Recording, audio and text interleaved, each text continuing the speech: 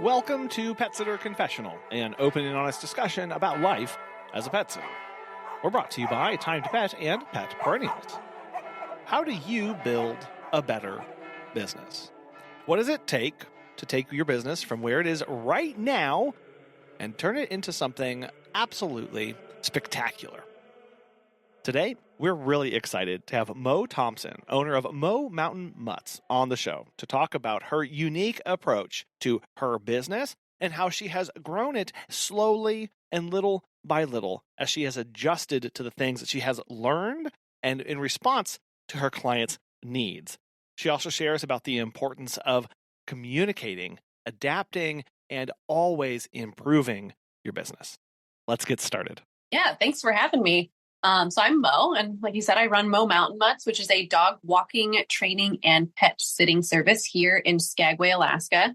I specialize mostly in puppies, group socialization, and trail dogs. I do on-leash walks and off-leash. I mostly focus on off-leash, but on-leash is part of my program. And nearly everybody kind of goes through a little system, learn to walk loose leash, sit, stay, and reliably recall. Since we don't have a dog park or anything that's fenced in, I walk on a trail that I made. And so having recall and that loose leash is all part of my program. They all have to learn that just so we're safe. So when we're out off leash, that we're not disturbing the peace, disturbing the wildlife, or getting into any danger. There's a river that runs right by. So we got to make sure, that they can stop, not get in the water in the fast spots. When it's winter and there's ice, making sure they're not going out in the weak spots. So all of my training is really for safety and just having that control that I need when there's a whole pack of dogs running around playing, that they can all just engage and take direction just to safe. So I have a bachelor's degree in the sciences of psychology. So I just grew up with tons of dogs. Since my stepdad was into sled dogs, we had a lot of Siberian Huskies and he bred them. So we had a lot of puppies. So that's kind of like my puppy socialization pack, So yeah, I have a degree in psychology. So that really helps with conditioning behaviors and training because children, dogs, it all kind of goes into the same. So yeah, my parents were dog breeders. So I just grew up with lots of puppies, how to handle them, teaching them to be really confident, being really cool with being handled, being cool with going to the vet, just those little things that you don't think about, like nail trimming, checking their teeth, their eyes, all of the little tiny things that kind of make up that big picture for dogs. So that's my thing. When I'm meeting with clients, I tell them I'm not just the average dog walker that slaps the leash on and just goes out the door. There's a lot that goes on in my program, and I'm just very particular, and I like things to kind of run really smoothly. It is organized chaos, but I try to reduce the level of chaos as much as possible and let them run around and have fun.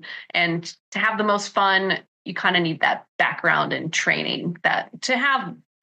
Walking 2 untrained dogs is a lot. And if you had like 12 untrained dogs, that could be completely chaotic. So I just have, little things in place to make sure we have a good smooth time.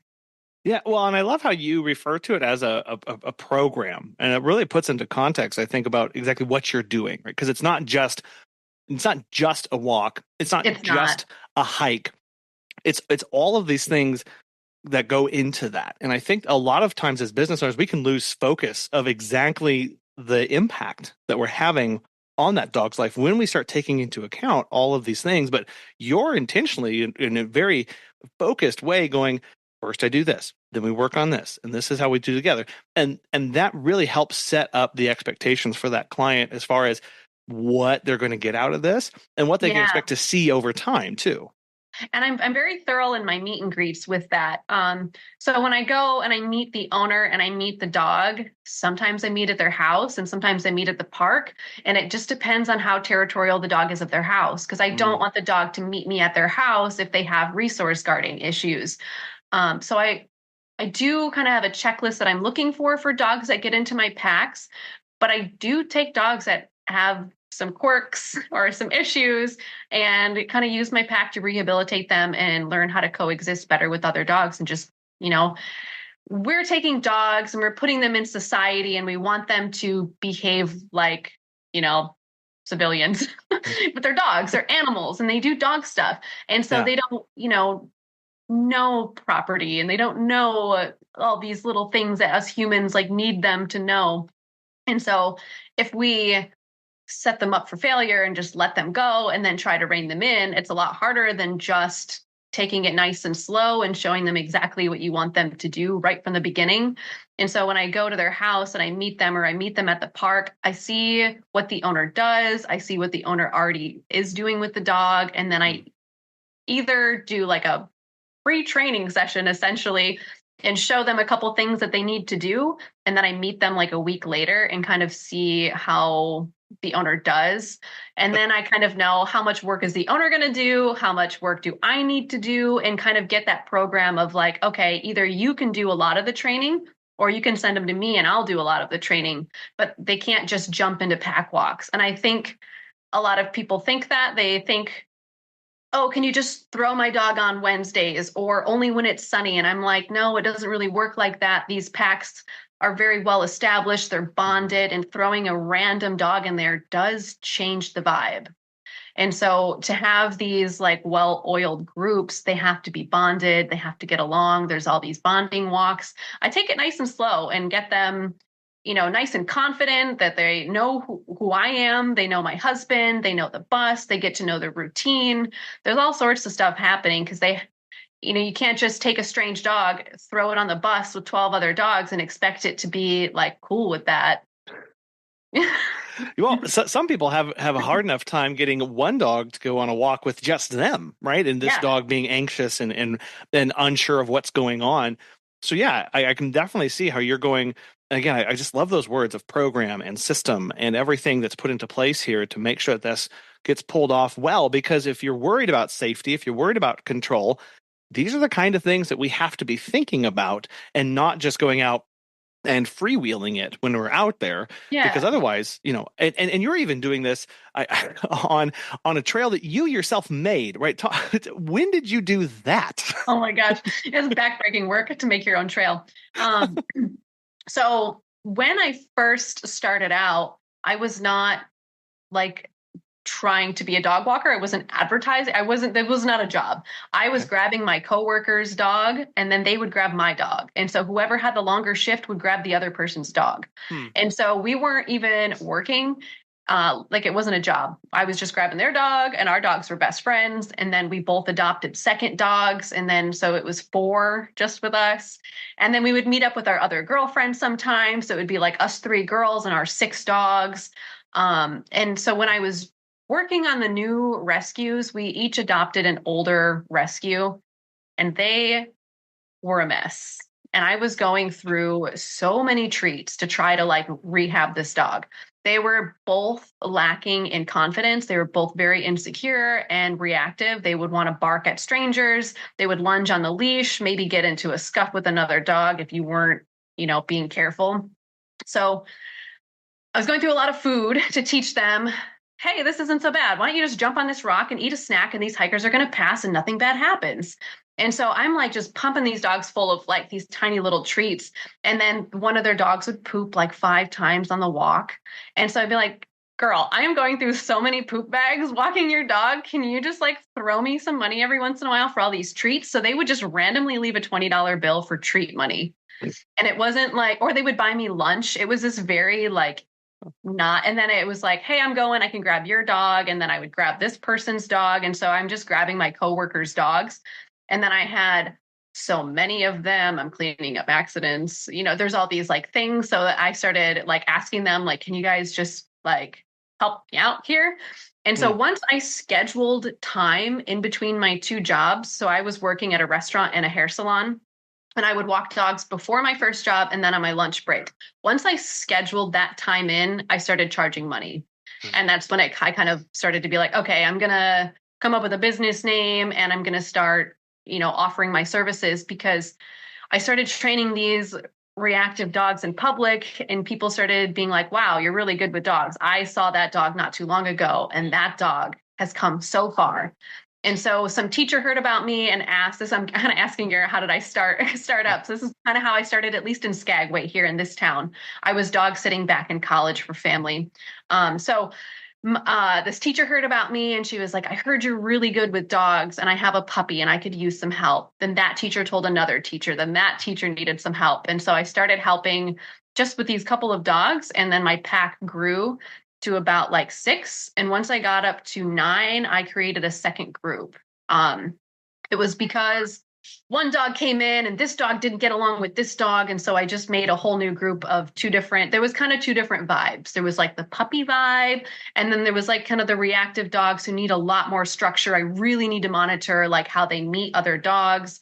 I didn't want these reactive dogs to create a bad experience for the puppies. And so it's kind of like the older dogs that have issues were their own with a couple other just mellow dogs that are never going to trigger them.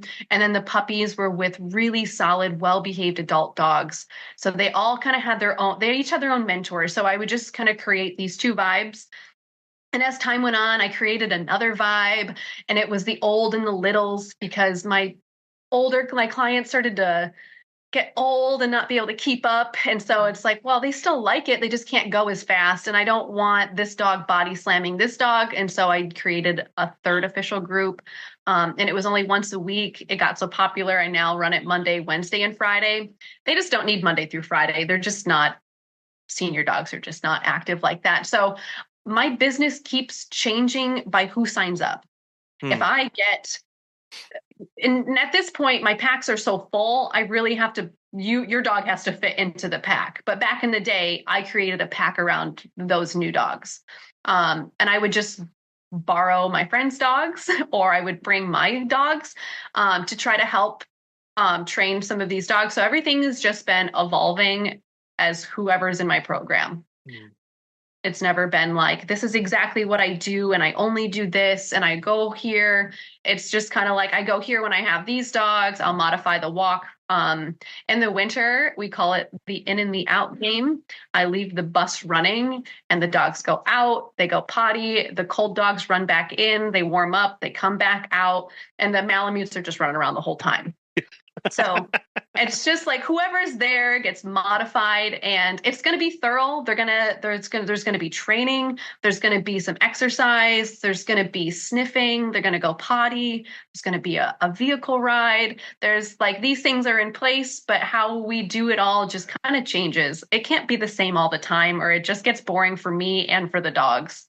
My trail gets washed away all the time by the river, and so I have to make a new one. Sometimes I go out there and there's flooding. That's when I do town walks. I'm like, my trail's not safe. I need to go scout it by myself. So I'll have to go on the weekend and like scout out if there's a lot of down trees. If it's super windy, I won't go there either, because I've seen trees fall, and I'm like, I don't want to. I'm just safety. I've had a couple encounters where I'm like, I just don't want to play that. I just don't want that experience to happen again. Or I've seen it kind of close by, and I just try to avoid certain things. There's only so much you can avoid. I'm not out there like anxious and worrying, but I do try to be consciously safe.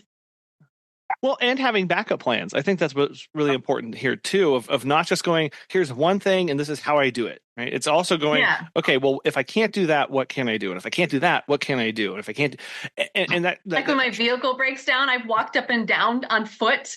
And then I'm like, well, I guess if I grab these dogs, by the time I get those dogs, it'll be time to walk back. Yeah. And then they'll go home as I walk through town. So I call it dog juggling.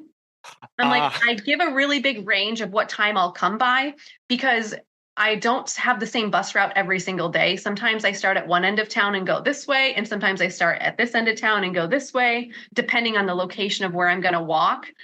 And depending if I have a new dog. I don't want the new dog riding on the bus for a long time at first. I want to pick them up last. So that they're like, quick bus ride, go for a walk. And then they ride the bus longer on the way home. So I have this like acclimation period. So sometimes I'm going out of my way just to make sure the dog is comfortable. So it makes my route take longer. But the other dogs don't care.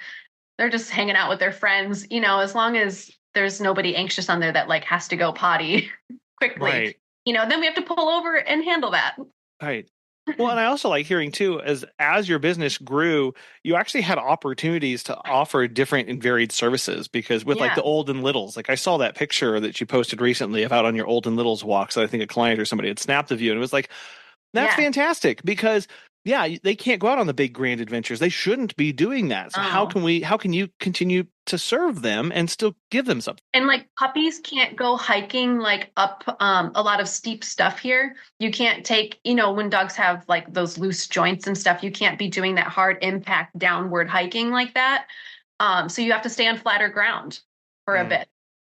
So I'm really conscious of who I have and what their physical limitations are and modifying my group around those things. Have you heard of Time to Pet? Susan the Pet Gal has this to say. Time to Pet has helped us grow exponentially. We believe the platform's features make us by far more professional than other companies who use conventional dashboards. They are the software gurus constantly developing and improving the platform based on user feedback. This decision was a good one. If you're looking for new pet sitting software, give Time to Pet a try. Listeners of our show will save 50% off your first 3 months by visiting timetopet.com/confessional. Now, you've mentioned the bus a couple times. When did you introduce that into your business, and kind of what was the thinking behind it? Okay, so I started out on my bicycle, and so I was picking up dogs on my bike, and so I would only offer bike and hikes back in the day, and then some training walks. But my goal was always to go for an off-leash hike, and that still is today. My goal is to get the dogs off-leash. That's my usual route. So once I got a puppy, I couldn't do bike and hikes anymore. Like once I had a really young puppy sign up. So then I started using my vehicle. And if you've ever put a bunch of dogs in your vehicle, it just gets trashed. My van just became a work van. And then I had a client who didn't want to get into the back. And what I realized is she didn't want to sit next to the puppy. So she's totally fine on the walk, loves to play with everybody, but she doesn't want to sit in the car next to a certain dog. And so she would hesitate getting in until I let her sit like in the front seat shotgun. She's like, okay. So I'm like, okay, I'll kick my dogs into the back because my dogs always sat in the front with me. So she got like the special seat. And so I bought a, one of those little things that blocks the back of your car, like a cage. So I bought a couple separators, and so I had some separation, and the dogs really liked that. And so I upgraded to a larger van, and I had 3 different sections in this large van. The very back was like you could just open up the big doors. There's a big rubber non-slip mat, and you just kind of pile in 4 to 6 dogs. There'd be about 3 or 4 in the middle bench, and then 2 or 3 small dogs in the very front with me. Usually my rat terrier was sitting on my lap. And now everybody's like wearing harnesses and they're buckled in the bus. Mm-hmm. The dogs love the bus setup. So back when I would drive my big van, I used to like put it in reverse and make myself. I would go beep, beep, beep. I would just joke and pretend. And I would say like, the magic school bus is here. Come on, dogs. And so some of my clients would just call it the magic school bus. And a lot of my clients joke and call me like Auntie Mo to their dog. And I say that they're all like my nieces and nephews. And because you get to know them really well when you walk them like that, especially if you dog sit them and they're in your home for a few weeks, you get to really know these dogs. And so you start to know their personalities, who likes to sit with who. And so my bus, now everybody has like these assigned seats. They all get to sit with who they like. And I know I feel like if you're not a big dog person, you might not understand that dogs are completely fine off leash outside when they can do whatever they want. But once you strap them into their seats, and so if you're a dog who likes your own space and you're strapped to your seat and a puppy runs up and gets in your face, you can't go anywhere. Mm-hmm. Right. But in the van, when they can move around, there's only so much they can go. It's really not that much different. And so they really can't get away from a licky puppy. So I used to have to pull over all the time, do a calming training session, make sure the puppy would calm down, try to organize. I used to tie a dog down with a harness to the back of the headrest, like make a makeshift tie down in the seat. Yeah. And so now the bus has this like perfect setup of nobody's going to get in anybody's space that doesn't want it. And all the licky puppies are in the licky puppy corner in the back quadrant. So I removed a row of seats in between them so they can't lean over the front bench. They are stuck in the quadrant in the back. And so they have their own, like, there's the personal space section. It's like the calm dog section. And then the licky puppy corner. So the bus has just kind of been like, I got this client. I wish I had that. I got this client. I wish I had this. And I just keep doing these upgrades for the dogs that I get and their personal preferences. And I have just always joked that I had a bus. And the reason why I got a bus was I was in the middle of my route and I was turning left onto the street and my right tire just fell off. Oh. And so now I'm in the middle of my dog route. This is when I worked by myself. I don't think my husband was working with me at this point. So, but we didn't have the little van anymore. For a while, my husband drove my original minivan and I drove the big dog van, and we would split the pickup and meet and start walking together. He started working with me when I was pregnant. When we were talking about having a kid, I was like, you could run the business for me while I take some time off. COVID made his job not exist anymore. So there was this weird limbo during COVID of he's not working. His job doesn't exist right now. You should get outside and get some fresh air with me. And then, so at this point, I'm pretty sure I was working still by myself. And my tire just fell off in the middle of the street. In small town community, I had some locals come help me get my van out of there. People were offering like, do you need to borrow my car to get the dogs out? And I'm like, you have no idea what will happen to your vehicle. Like you can't know. Somebody will poop in it. Yeah. And I don't want to be responsible for like damage in your vehicle. So I made a community post saying I'm looking for a large van or a short bus. And just small town community, small town connections. Somebody told somebody who told somebody who told somebody and hooked me up with this big bus for a really good deal. It was sitting because of COVID. COVID really worked out in my benefit. I got my husband on board with me. A bunch of people got puppies and needed puppy socialization. All these dogs were like crazy under socialized. And then I scored this bus because it was sitting because nobody could use it for tours. They just had to get rid of it because it was sitting. Wow. So I just really lucked out. And then also playing on the whole COVID thing, people are at home, they're not working, they're on social media a lot. It's around Christmas time. Everybody's like on holiday. And I really just took advantage of that time and I started making TikToks. Wow. And so I used to make media, but it was mostly pictures. If the weather was too bad, I wasn't going to make them stay, especially in the winter. And so with the bus in the middle of winter, I can still make content because I'm inside the bus. It's like so that was one of your questions too, like how did the bus kind of help me grow? It did not help my business with getting clients necessarily because my business was already booming and I was already getting my husband to work with me and my packs were already full. The bus helped me do social media. Because it's like everybody's strapped in.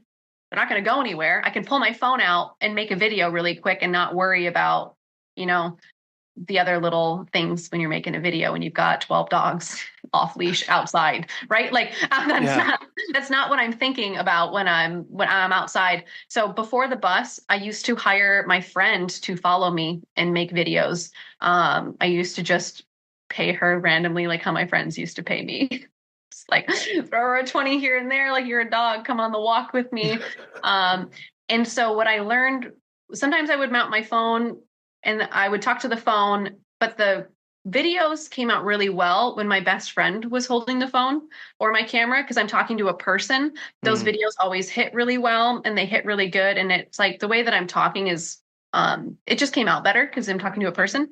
Yeah. And so when my husband started working with me, he started just filming me on the dog walk because he wasn't really working with me yet. He was just kind of there tagging along and making videos. And so it's COVID. He's not working. He's just being silly and goofy and coming along. And then that's where the media just kind of took off, was us just kind of tinkering with TikTok at that point. That's really where like the turning point was, having a place to make videos because it's not in my house. Yeah. It's not a bus. All my gear is there. It's just like the perfect little setup. Well, yeah, it's kind of this mobile operating station that moves around with you, both for, okay, this is a better mobile office for me. It's more space. It's also more visually appealing and exciting and unique and different, immediately recognizable versus kind of the same, like, is that a car? What's going on here? It's a little less confusing. And then, like you mentioned, you can use this large thing as you mentioned the inside outside game of like, well, it's kind of like a mobile heated house. Here we go, inside out. So it provides and I think in that mindset of like, because you are going away from town and away and out away from things, so it is this mobile like little shelter, little unit that you're able to work out of that you can then utilize in other things. Yeah. And a lot of people think we've like modified it and stuff, and it's not. It's just as is. I ripped out some seats just to make more room for my stuff. And also a certain amount of seats with your CDL, like you need that for people. There's a lot of different rules if you don't have people on your bus. And so I don't have employees, I have my husband. And so we kind of fall in this like funny little bubble, I guess, for what we need. So I took out some seats. My husband put a trailer on the back. We have a trash can, so we have all the poop there. Because in the beginning, I used to like crack the door and set it there and then have to drive somewhere with it to dispose of it. So it was like pretty stinky for a bit. So we have a whole like poop setup. It's like every time there's something where we're like, I wish this could be better, we just keep picking away at it. Yeah. Well, and that process of just continual improvement is really core to being a successful business owner. And that's seeing this like, I'm not quite happy with just exactly how this is. Let me try this. Or let me try this. Or, ooh, this looks like a new opportunity. How do you stay active with that? Because that can sometimes, as just at the personal level, be kind of like exhausting at some aspect of like, oh, there's still more work to do. I think some of it is like when I first started out, I never had what I have now. And so I think this is kind of the illusion that media gives you too. There's like this weird thing of like, how does a business really run? And then what you're seeing on media is completely different. Yeah. And so on the media, you see me with this bus picking up all these dogs and you're like, wow, I really want to do that. So you go get yourself a bus before you have the clients. That's not a good idea. Right. Yeah. And so starting out really small, I think I just get these kinds of things from my dad. My dad is just kind of like, own your car, pay it off, get this done, and just kind of like keep picking away at things. So it's like I had a bicycle. Like I didn't have to put gas. I didn't have to worry about insurance. I didn't have, right? Like, or not like vehicle insurance. You've got pet sitting and business insurance, whatever. But I just mean like for the vehicle, right? So everything I'm like pedaling with my own feet, right? More physical work. And then you're like, wow, I'm getting really tired. So maybe I could use my vehicle. And you keep like putting away, you keep making money and putting it back into the business. Make some more money, put it back into the business. So you're kind of leveling out for a while. And you're just not like, it's not all gains. You just kind of like, it seems like you're getting more gains, but you're really just continuously upgrading. And there is that fine line of like, it's good enough, stop. You don't need that, right? You don't need the best of everything. You just need it to work. I make a lot of my own gear, like makeshift by like buying string and tying things together and making my own things or modifying what I already have to work. Like instead of buying a bunch of stuff, like what do I already have that I can use? I think I just get that kind of crafty stuff from my dad. Like, how can we take what we already have and make it useful? I think that's a big part of it. It's just being really useful. I hate being wasteful. I don't like all the plastic we have in the world. I'm just big on like not being excessive if you don't have to, but also I like to be comfortable. So that fine line of like, how comfortable can I get? How comfortable can I make the dogs? And then just seeing things and just knowing like when an opportunity comes to just take it. Like that bus that I got. Yeah. It made, the gas is so much more expensive and the commercial insurance is so expensive. I should have had a price increase, but I had just recently had one right before my vehicle died. So I was kind of in this weird limbo of like, I jumped up and how much expenses I have and my prices really weren't matching that, but I just kind of like ate it for a little bit. I didn't want to bump my clients up on their prices too much. Small town. I know like it's all my friends, I know all my clients well. They're not a bunch of strangers. Some of them I don't know as well, but it's just kind of that finding that balance of increasing your business, but not increasing so fast and too much with fancy things that you don't need from the get-go. Or you might not know what you need. I think that's often where I find ourselves of like, I have a problem.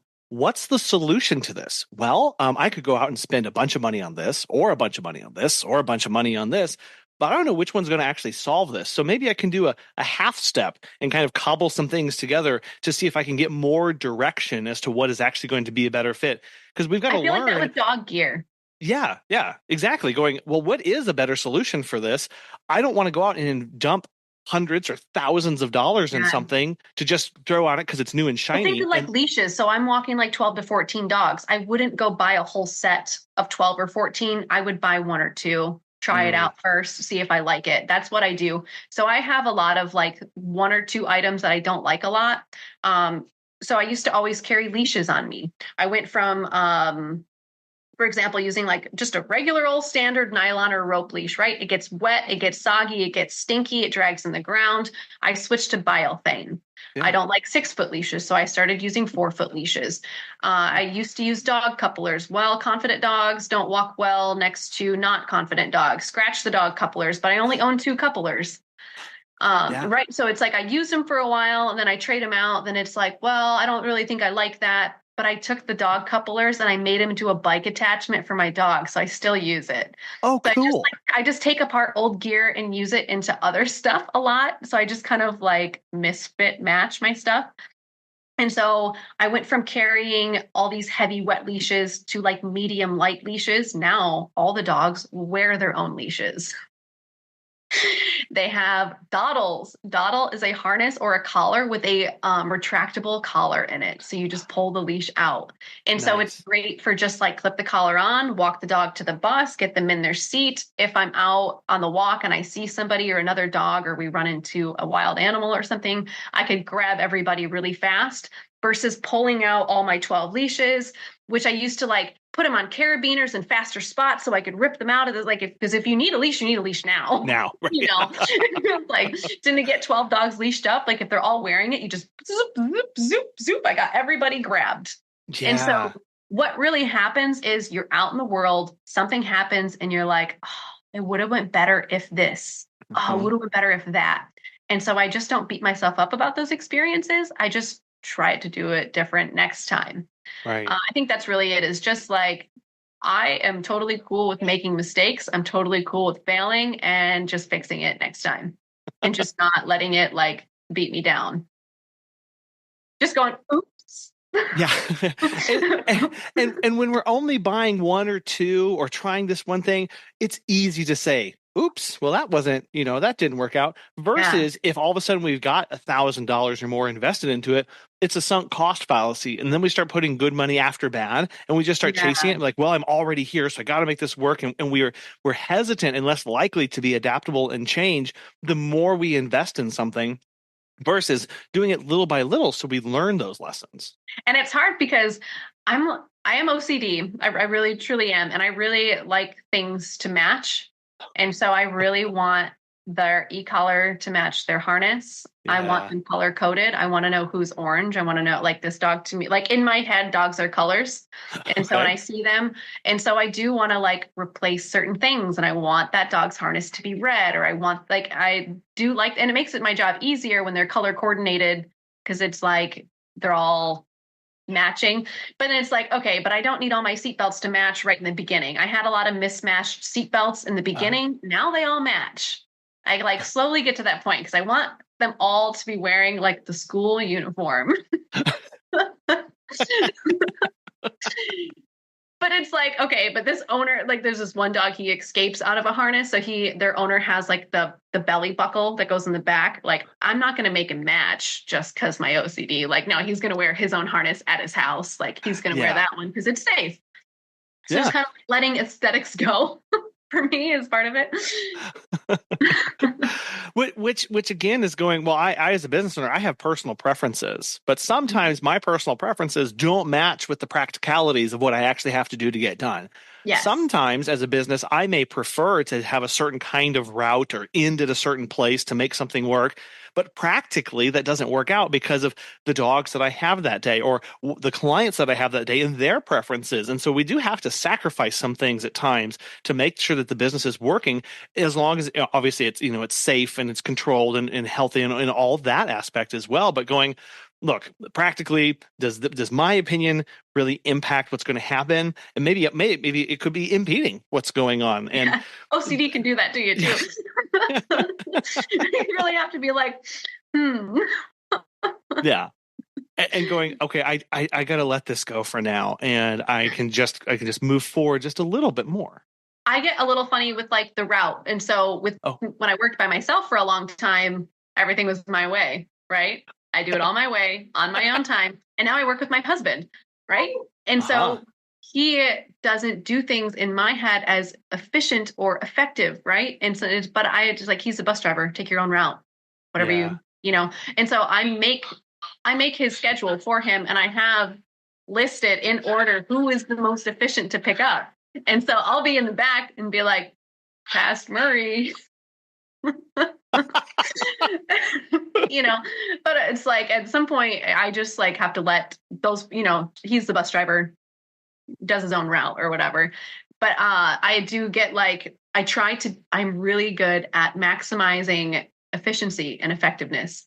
Every year I modify my schedule and I change it. Like for one winter, I was like, I need to change where the old and littles go. They're always the last group of the day. And so in the winter, it was getting dark and cold during their time. They needed to be in the sunniest, warmest part of the day, ideally.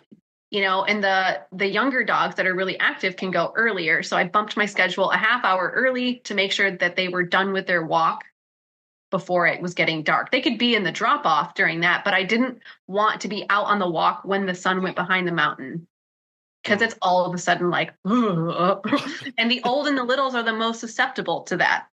Yeah. And so just kind of, knowing who you have, knowing their needs, and then kind of problem solving your way out of it, and just being really flexible and communicating to my clients, like, why am I changing it? And nobody has ever been funny about it. Everybody is like, that's great. Like, thank you for considering that. Because your dog's going to get old someday too. And I'm sure, you know, it's like, want to be considerate of those things. Our friends at Pet Perennials make it easy to send a heartfelt condolence gift directly to someone with a broken heart. They have this awesome direct-to-consumer gift model that takes the effort off of us and ensures a thoughtful, personalized sympathy gift reaches our client or employee on our behalf. All gift packages include a handwritten card, colorful gift wrap, and shipping fees across both the U.S. and Canada. They also offer an array of milestone gifts and greeting cards that can be sent to celebrate birthdays, extend get well wishes, and welcome new and even rescue pets. Additionally, there are gift choices in case you need to send a sympathy gift in memory of a special human client, or celebrate a pregnancy, engagement, or wedding of a pet lover. If you're interested, register for that free Business Gift Perks account to unlock the all-inclusive discounted package prices. The service is used on an as-need basis, so there are no monthly or annual obligations or minimum purchases. Learn more at petperennials.com and check out that business program, or register for a free Gift Perks account by using the link in the show notes. Well, and communicating that, I think that's really the key there. Many times as business owners, we can go, well, this is the decision and this is what I need to do, so I'm just going to go do it. I'm going to go execute this, and because that's what I know. But if we don't take the time to then turn and talk to our clients and say, heads up, this is what's changing, this is why it's important, and this is its impact on you, then they actually trust us more because we gave them the heads up, right? Like that's, What I tell them in my meet and agree too is like, I'm like, you know, don't be concerned if I'm 20 or 30 minutes off of the time that you think I'm coming.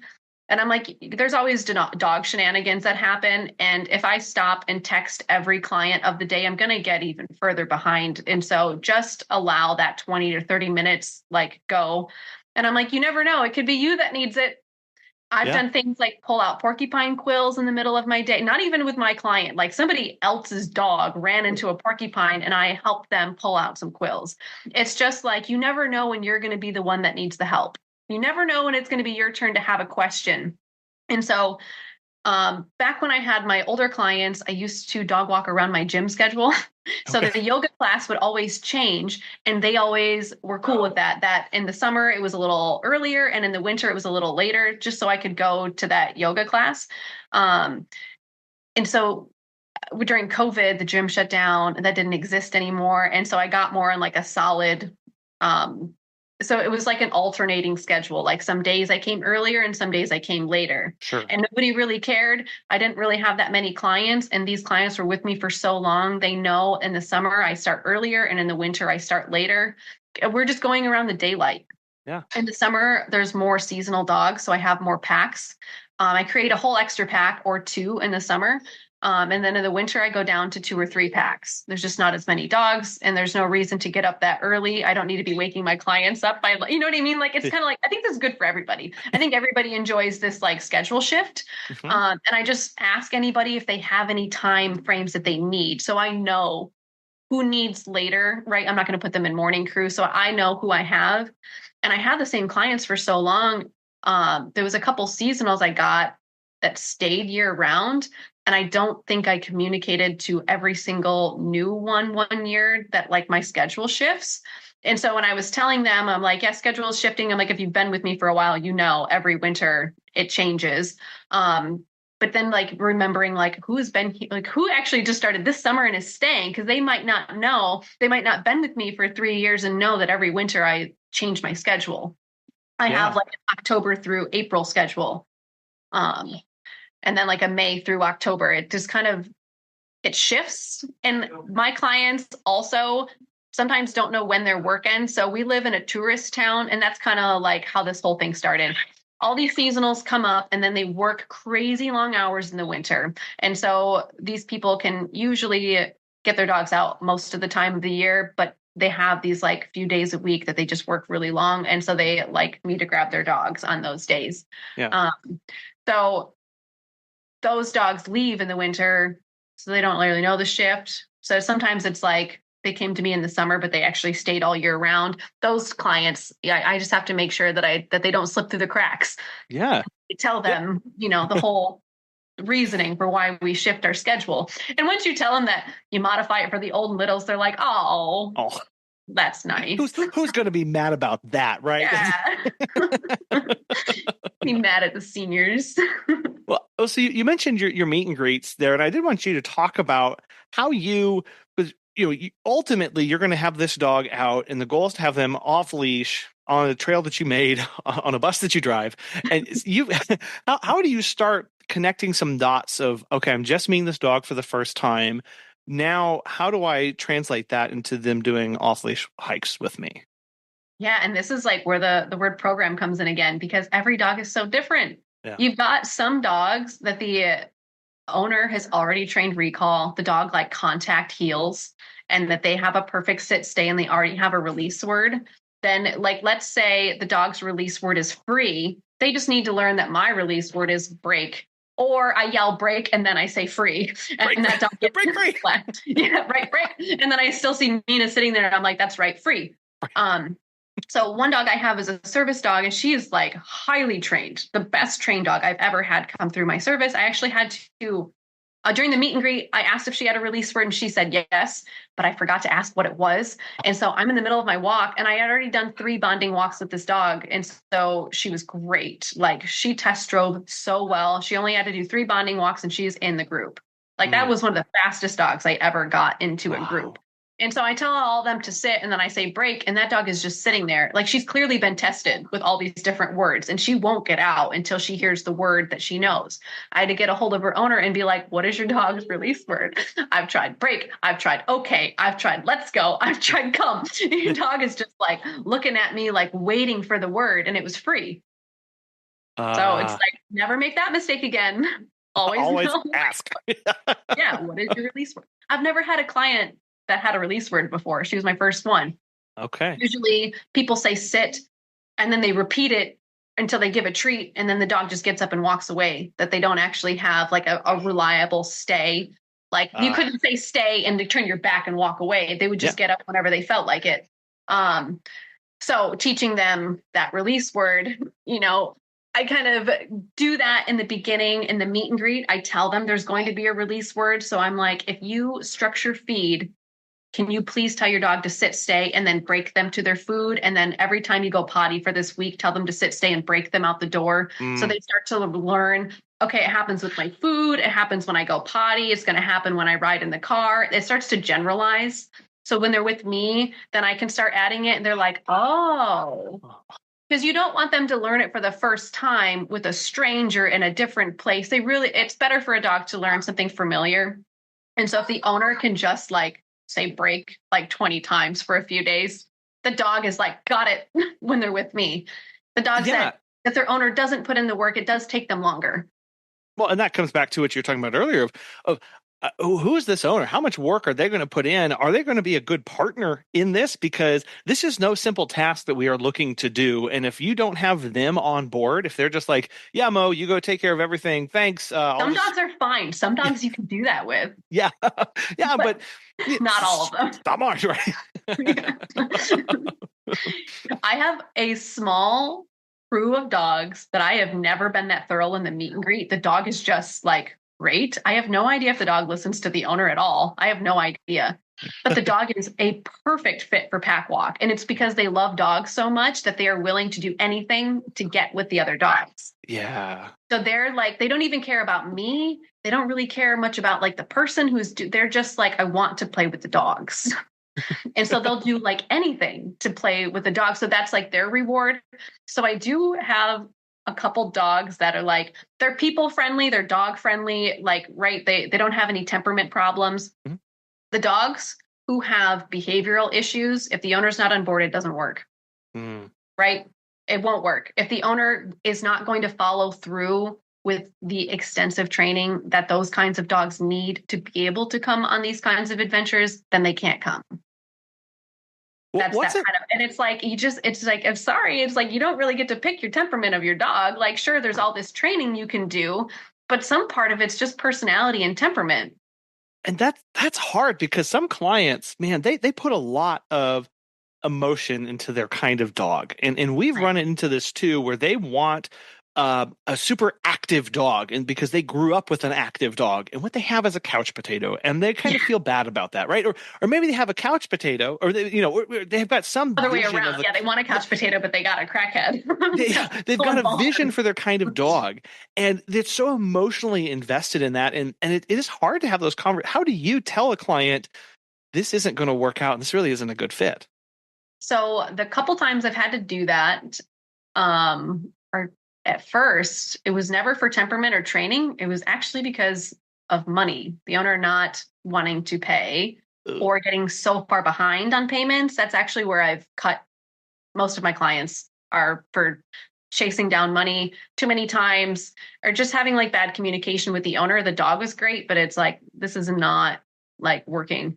And I didn't have contracts for people to sign. I didn't do you know what I mean? I just don't have those hardcore rules because nobody ever did that to me before. Yeah. So there's been a couple times since my bus is really full now, there's been a few dogs that they just didn't have the right skills, and I didn't have enough time in my schedule to train them. And so I gave them a free training session, and I told them, work on these things with your dog and meet with me in a couple months, and let's try it again. I don't have, the 2 months that your dog needs. I just don't have that slot of time right now. And it's mostly because I have a toddler, where it's like, my schedule is just, there's a baby here now. Yeah. And so there was one like that, and she got, a free training session out of it. I just felt bad. She cried. She just was really sad that her dog was too reactive and too mentally unstable, to hang out off leash. Yeah. And it's not that the dog couldn't get there. I don't know. I didn't really work with her other than that one session. And then another one, the owners were just so worried about the dog wearing a collar instead of a harness. And I was like, I don't think I'm going to be a good fit. Like, your dog could get rolled by another dog. Your dog could be running and run into a stick. There's all sorts of things that happen, right? They get scratches, they get bruised up. There's been like little cuts on their ears when they're playing with each other too hard. It's not that it happens that often, but if the owner is either not capable of doing training, has a problem with the payment, or they're too worried or too anxious about some things, I'm like, just don't. Like, there's no reason. Your dog does not need this. This is a luxury service. Your dog does not need this. You can find a friend to let your dog out to go potty if you really need that. This is not a potty break. Yeah. This is something a lot more. And then what's the most common one that I have to let people go for is the owner thinks the dog needs friends and the dog doesn't care about friends. But they think their dog needs it, and they think their dog wants it. And the dog is either too under socialized or just like didn't get that early dog socialite. There's dogs and there's like people dogs. Yeah. Like dogs that like dogs and there's dogs that like people and they don't care about other dogs. And so dogs who like people, that's fine if they like me and they want to go and they don't mind the other dogs, like they coexist. They don't need to play with everybody, but if they just want to walk around and sniff and they really like me, that's fine. But if they're stressed out by the other dogs or they just like pin their ears back and just kind of look like, oh, these dogs are annoying. Or that, like those are the ones that the owners are just so crushed and they're just so sad because they just want their dogs to have friends. And I'm like, your dog doesn't care about friends. Yeah. Or sometimes your dog like me and not the other dogs. Or sometimes it's not that they don't care. They actively dislike everybody. And look, that's fine. Like that, your dog just needs to be alone and have their kind of own alone time. And maybe we can work up to this eventually. But I feel like those people don't find me. I think those people know that their dogs don't like other dogs. Yeah. But it's the dogs that are just kind of like neutral or indifferent when they meet other dogs. And the owner like wishes they had more friends. Maybe if they had friends, they would play more. And it's like, some dogs also, there's another group of dogs that get too overstimulated by too many dogs that they only need one or two friends and that's it. Like that, like they only want a small group of dogs and I just don't have that anymore. I used to have a group that I capped at 6, but it's like I needed it to go up this summer. So I used to keep a special group of dogs that was a lot smaller. It's where I would usually train a new dog because it's kind of like this mellow group. But yeah, the most crushing thing is when an owner wants their dog to have doggy friends and their dog is not into it. and like you said, then you have to go, the business that I run right now is not a good fit. And that can be crushing to us too, as the owners, to go, man, I can't serve you the way you need to be served right now. I'm not for you. And we need to be okay with that because otherwise we start making sacrifices. We start overextending ourselves. I tell people right off the bat, there was one lady, I haven't met her yet, but she knew about my business before she moved up here. And she was hoping to get her dogs on pack walks when she's up here and then use me as a sitter. But one of her dogs had an injury or something or a surgery. I don't know. There was something. And she was hoping that being with me would provide X, Y, and Z. And I was like, look, your dog is, I think, going to be better at your house. I don't think what you think that I have. I don't think that it lines up.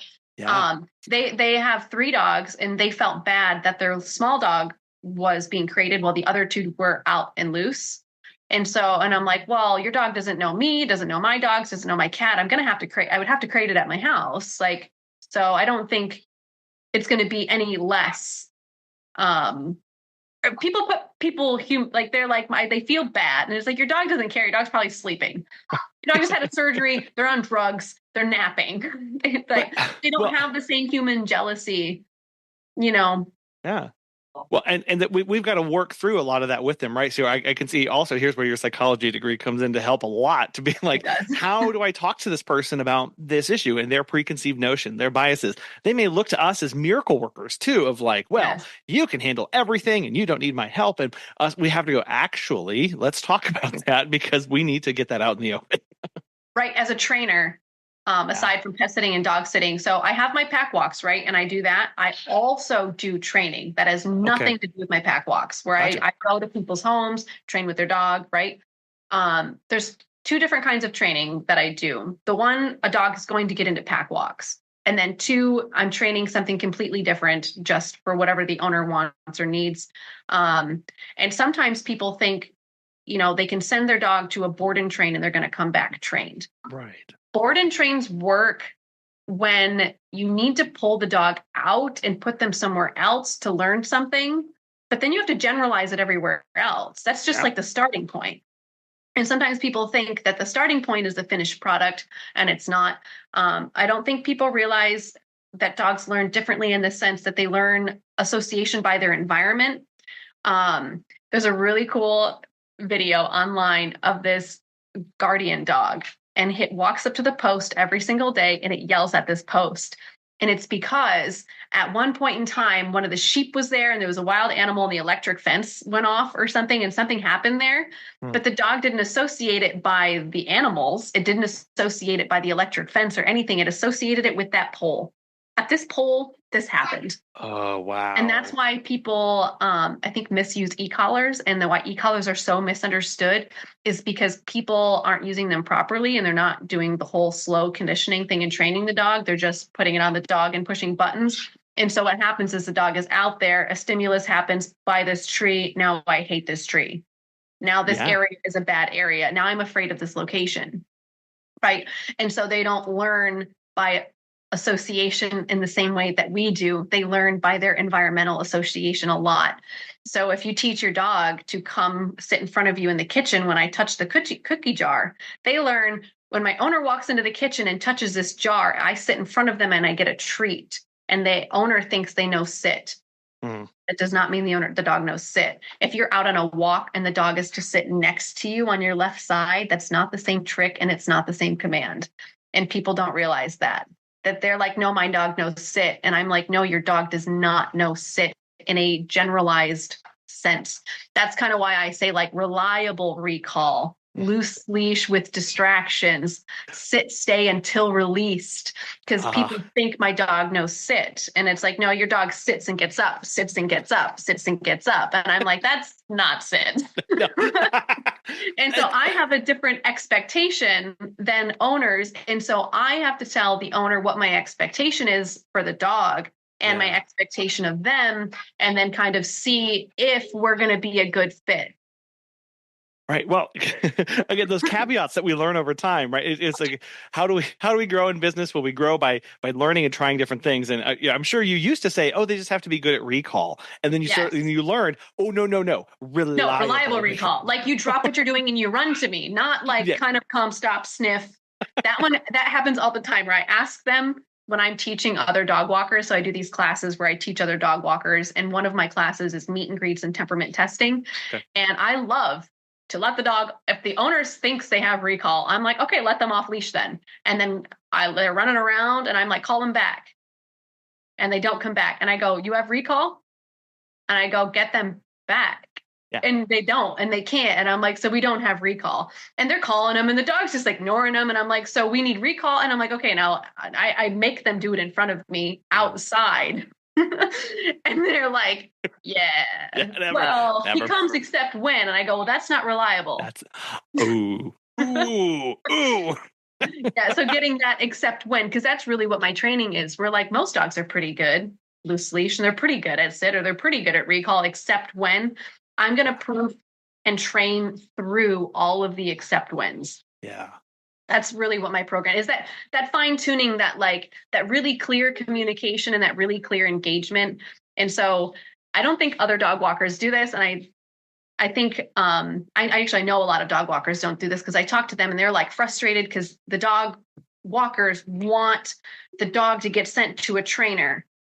And I'm like, but if the dog goes to the trainer and you don't know what the training is, you can't apply any of it. So really, you need to go to the trainer.